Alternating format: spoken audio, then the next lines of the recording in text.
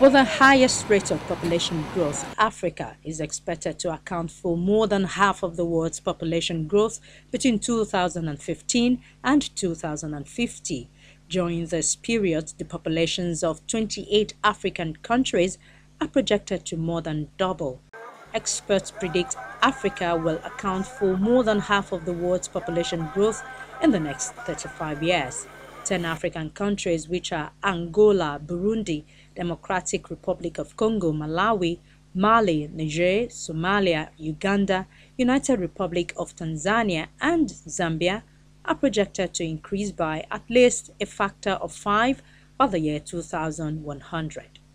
One of the commonest challenges that we come across in most of our programs is the fact that we do not have enough data to work with. You know, when you trying to have a program, you want to know where you're going to. You want to know what you need to do to get to where you're going to. You also want to know where you're coming from, the baseline data. And sometimes these figures or this data set are hard to find. And that is one of the greatest challenges we face.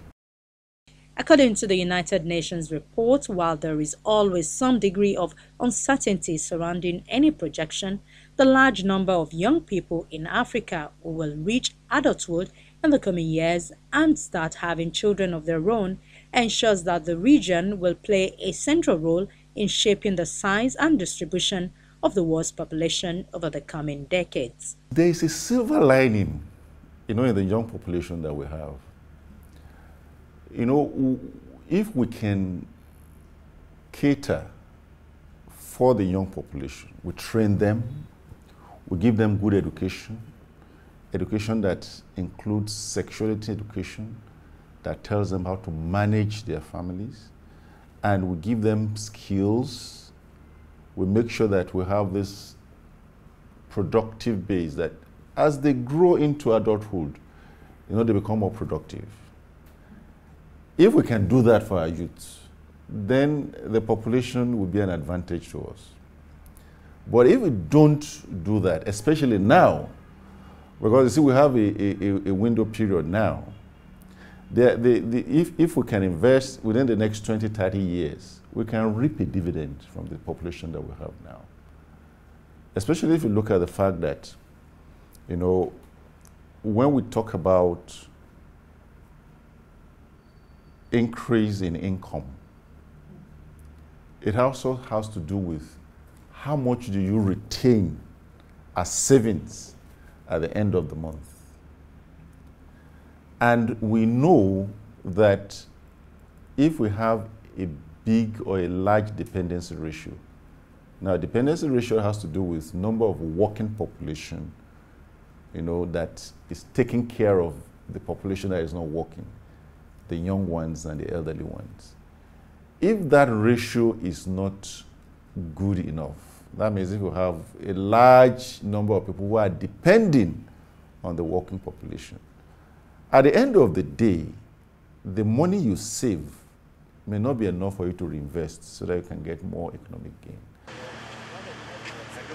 Edwin Ikoria is the country representative for One.org in Nigeria. He says this is the time to take the fight against poverty seriously. He believes the Nigerian government has the opportunity to do something now so that nobody, not even the most vulnerable citizens, should be without access to decent health care, education, water, and sanitation. 2015 is a unique year. Unique year for Nigeria particularly. First of all, is that in 2015 we changed our government. And when we changed our government, like somebody also would say, the MDGs came in when Nigeria transitioned into a democracy again. And then we started all that. We tried 15 years later. We are not where we should be, but we made progress. And there are many reasons why people could adduce to not having been where we should have been.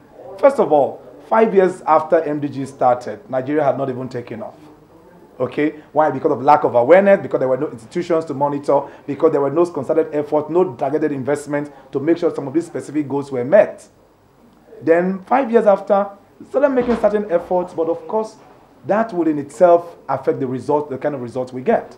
And so that is why we are saying now, in 2015, a new government has come into Nigeria, and the MDGs are ending. A new set of goals are coming in. The mistakes were made during the last administration, we shouldn't make this time. United Nations member states are currently in the process of crafting a successor agenda to the landmark Millennium Development Goals, which wrap up at the end of this year. A new framework focused on poverty eradication, social inclusion, and preserving the health of the planet is set to be adopted at a special UN summit in New York this September.